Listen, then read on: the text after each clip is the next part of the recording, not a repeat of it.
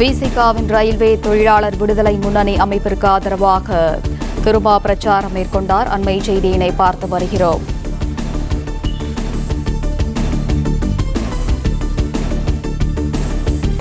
இதுகுறித்தான விவரங்களுடன் இணைகிறார் செய்தியாளர் வினோத்குமார். வினோத், வணக்கம். விவரங்கள் என்ன?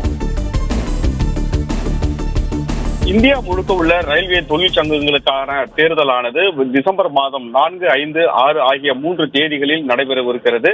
இதற்கான வாக்கு எண்ணிக்கையும் 12ஆம் தேதி நடக்க இருக்க நிலையில் சென்னை ரயில்வே கோட்ட மேலாளர் அலுவலக வளாகத்தில் டிஆர் யூனியன் என்ற ஒரு ரயில்வே அமைப்பிற்கு ஆதரவாக கூட்டணியோடு செயல்படுவதற்காக ரயில்வே தொழிலாளர் விடுதலை முன்னணி என்ற அமைப்பானது, அதாவது விடுதலை சிறுத்தைகள் கட்சியின் அமைப்பானது தொடர்ந்து அவர்களுக்கு ஆதரவு அளித்ததோடு அந்த வாக்குகளை பெறுவதற்காக விடுதலை சிறுத்தைகள் கட்சியின் தலைவர் திருமாவளவன் சற்று முன்னதாக தொழிலாளர்களிடையே மேடையில் பேசியிருந்தார்.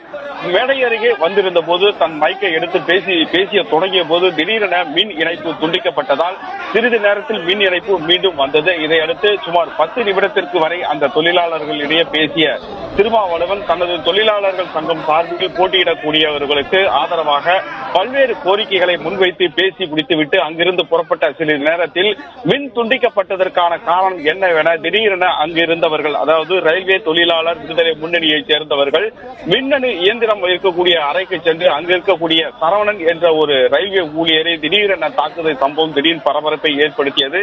அந்த அறையில் இருந்த மின் சப்ளை, அதாவது மின் விநியோகம் செய்வதற்காக ரயில்வே தொழிலாளர் சரவணன் என்பவர் அந்த பணியில் ஈடுபட்டிருந்தார். திடீர்னு அந்த விடுதலை சிறுத்தைகள் கட்சியுடைய தலைவர் திருமாவளவன் பேசிய போது அந்த மின் இணைப்பு ஏன் துண்டிக்கப்பட்டது என ஆத்திரத்தில் பேச்சு முடிந்ததற்கு பிறகு அந்த ரயில்வே அறைக்குள் சென்றிருந்த விடுதலை சிறுத்தைகள் முன்னணியைச் சேர்ந்தவர்கள் அந்த அறையில் இருந்த சரவணன் என்ற ரயில்வே ஊழியரை திடீரென தாக்கிய சம்பவம் அப்பகுதியில் பரபரப்பு ஏற்பட்டது.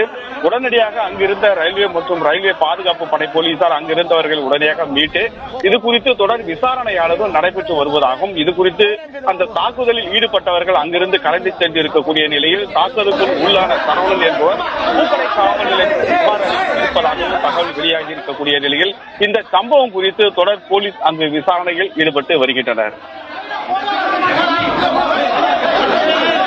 விவரங்களுக்கு நன்றி வினோத்.